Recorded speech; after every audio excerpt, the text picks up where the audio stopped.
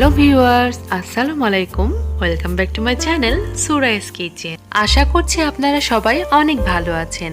আজ আমি আপনাদের তৈরি করে দেখাবো টক মিষ্টি ঝাল স্বাদের কম্বিনেশনে পুষ্টিগুণে ভরপুর জামের শরবত।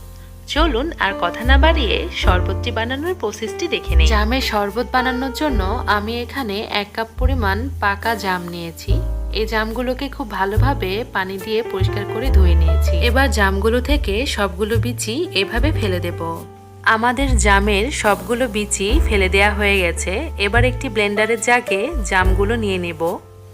এখন এতে 1 চা চামচ বিট লবণ, 1/2 চা চামচ চটপটি মশলা, 1/2 চা চামচ জিরা গুঁড়ো এবং 2 টেবিল চামচ চিনি দিয়ে দেব। আপনাদের জাম যদি বেশি মিষ্টি না হয়ে থাকে তাহলে চিনির পরিমাণ বাড়িয়ে দেবেন। এই জামগুলো ভীষণ মিষ্টি, সে কারণে আমি আর এক্সট্রা চিনি ব্যবহার করিনি। এখন শরবতে ঝাল স্বাদ আনার জন্য একটা কাঁচামরিচ দিয়ে দেব। এতে 2 কাপ পানি নিয়ে নেব। মনে রাখতে হবে আপনি জাম যতটুকু নেবেন পানি ঠিক তার ডাবল নিতে হবে। এবারে এগুলোকে খুব ভালোভাবে ব্লেন্ড করে সার্ভিং গ্লাসে ঢেলে নিলেই তৈরি হয়ে যাবে টক মিষ্টি ঝাল স্বাদের কম্বিনেশনে পুষ্টিগুণে ভরপুর জামের শরবত।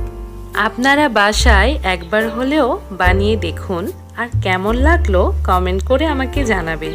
আমি আশা করছি আজকের রেসিপিটি আপনাদের অনেক ভালো লাগবে। আর রেসিপিটি ভালো লাগলে লাইক, কমেন্ট, শেয়ার এবং চ্যানেলটিকে সাবস্ক্রাইব করে পাশে থাকা বেল আইকনটি প্রেস করে দেবেন।